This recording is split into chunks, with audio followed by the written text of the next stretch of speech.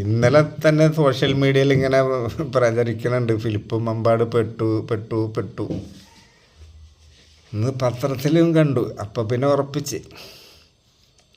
ഇപ്പം ചില ആൾക്കാർ പറയണത് ഇത് ട്രാപ്പാണ്, ഇയാളെ കെണിയിൽ പെടുത്തിയതാണ്. അപ്പം എനിക്കൊരു സംശയം, ഈ ട്രാപ്പിൽ പെടുത്തണമെങ്കിൽ അപ്പം അത് ഇതിലും വലിയ എന്തെങ്കിലും ഒരു കാര്യം ഇയാൾ ചെയ്തിട്ടുണ്ടെങ്കിലല്ലേ ഇയാളെങ്ങനെ ഒരു ബുദ്ധിമാന്ദ്യമുള്ളൊരു കുട്ടീനെ വെച്ച് ട്രാപ്പിൽ പെടുത്തുള്ളൂ. ചെറിയൊരു സംശയം. ഇയാളൊരു വിജിലൻ്റായിട്ടുള്ള പോലീസ് ഓഫീസറായിരുന്നു.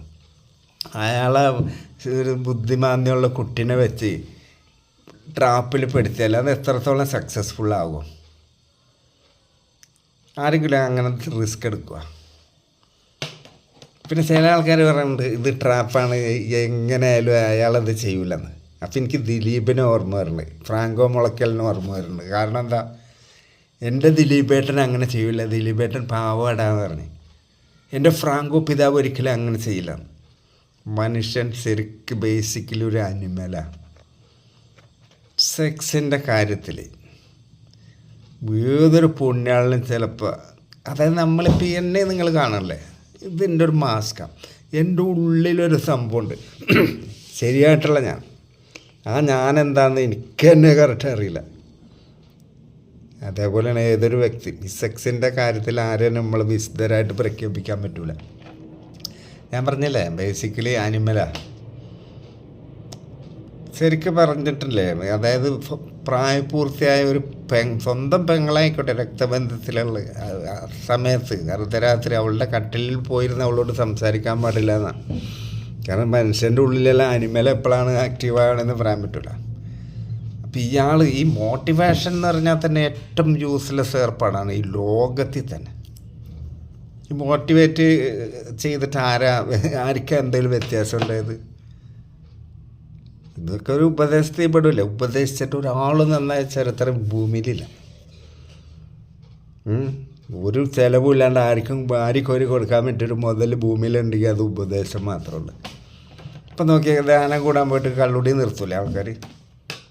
യേശുവേ യേശുവേ എന്നൊക്കെ പറഞ്ഞ് വെള്ളവട്ടിയൊക്കെ നിർത്തി പ്രതിജ്ഞയൊക്കെ ചെയ്ത് ധ്യാനം കഴിഞ്ഞ ഒരാഴ്ച കഴിഞ്ഞ് അവിടെ നിന്ന് ഇറങ്ങി പുറത്തിറങ്ങി ഒരു 10 ശുദ്ധവായു ഇങ്ങനെ ശ്വസിക്കും വേണ്ടല്ലേ, ആ കർഷാവൊക്കെ അവിടെ മാറിപ്പോകും. ശരിക്കുള്ള പ്യുവറായിട്ടുള്ള ഞാൻ പറഞ്ഞില്ലേ, ഒറിജിനൽ ആള് പിന്നെ അവിടെ വരികയാണ്. അപ്പോൾ ഈ മോട്ടിവേഷനിലൊന്നും ഒരു കാര്യമില്ല. അപ്പോൾ ഇത് നല്ലൊരു ഗ്രേഡ് SIൻ്റെ ജോലി ഒഴിവാക്കി. പക്ഷേ ഗ്രേഡ് SI എന്നൊക്കെ പറഞ്ഞാൽ ലിമിറ്റില്ലേ, ശമ്പളം കറക്റ്റ് സാലറി അല്ലേ കിട്ടുള്ളൂ.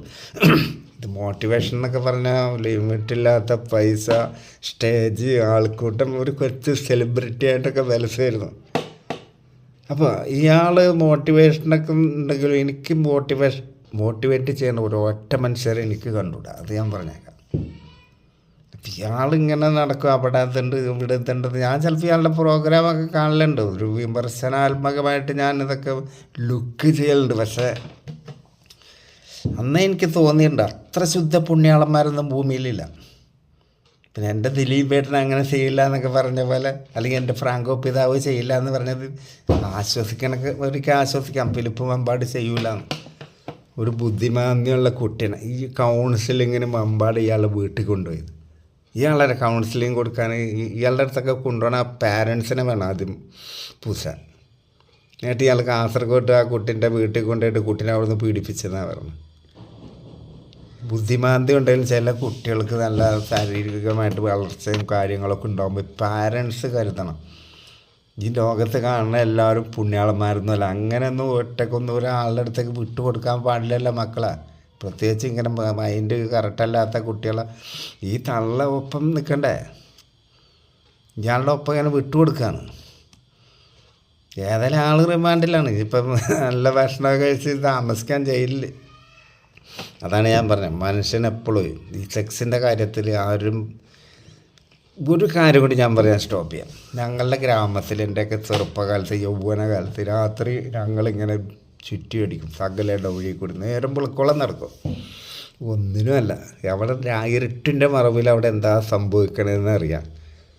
എത്ര പകൽ മാന്യന്മാരെ ഈ അസന്മാർക്ക് ഇമ്മോറൽ ട്രാഫിക്, നാടൻ ഭാഷയിൽ പറഞ്ഞ ബ്ലാക്ക് വെടി കഴിഞ്ഞിട്ട് വരണ കണ്ണി കണ്ടിട്ടുണ്ട്, എവിടെ പോയെന്ന് കൃത്യമായിട്ട് അറിഞ്ഞിട്ടുണ്ട്. പക്ഷേ അറിഞ്ഞിട്ടും ഞങ്ങളത് പരസ്യപ്പെടുത്താനോ നാറ്റിക്കാനോ പോയിട്ടില്ല. അപ്പോൾ എനിക്ക് കുറേ ജനങ്ങളുടെ പൾസ് അറിയാം.